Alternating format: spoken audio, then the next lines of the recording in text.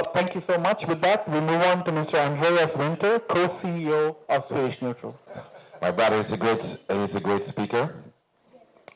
I will do my best. But so I liked your comments in the beginning about the transformer. We are the second generation of a family company that was started in 1987, and we are very passionate about power grids. So we've been working practically our whole careers and practically our whole lives with these issues.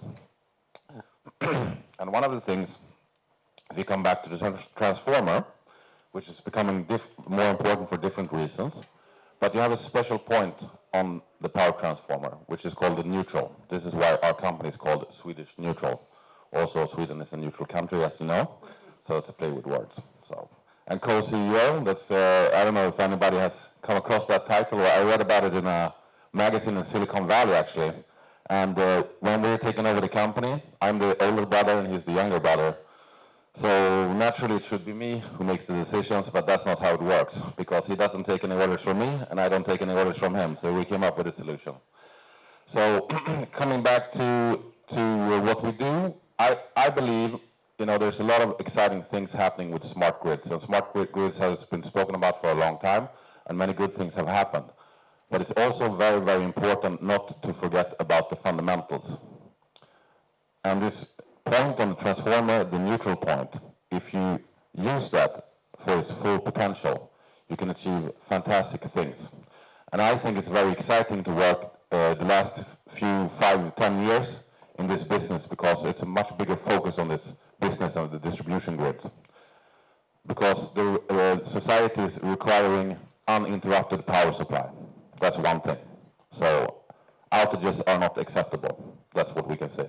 So our system can prevent all your unplanned outages.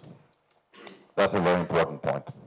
Second important point, safety is also the requirement on safety is much higher nowadays. It's not acceptable that people lose their lives from power lines. It's not acceptable that the power lines start fires. We have seen terrible examples of this, most recently in California in 2017, 2018. To be very blunt, if they would have had better protection, these fires would not have started.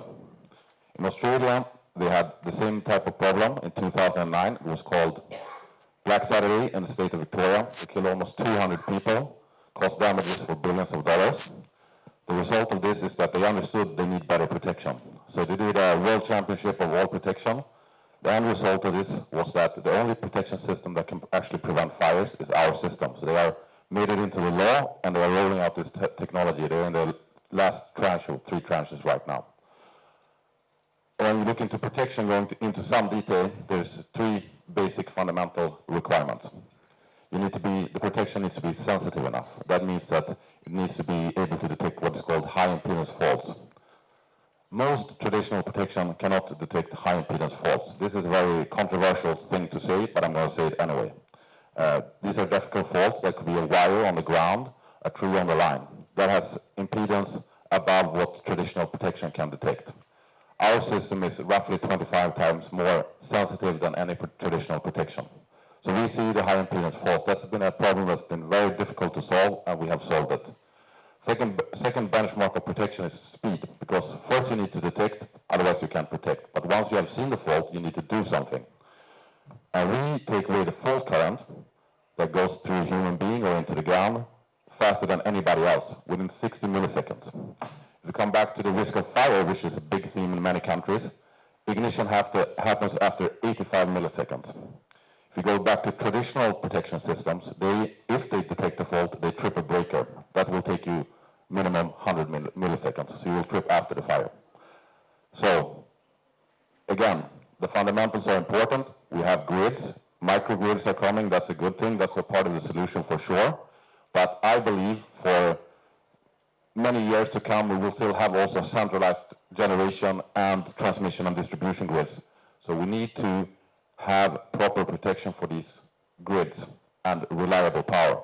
So that's what I would like to say. We also need to think about the fundamentals and do everything together to get the grid that we need in this modern society. Thank you.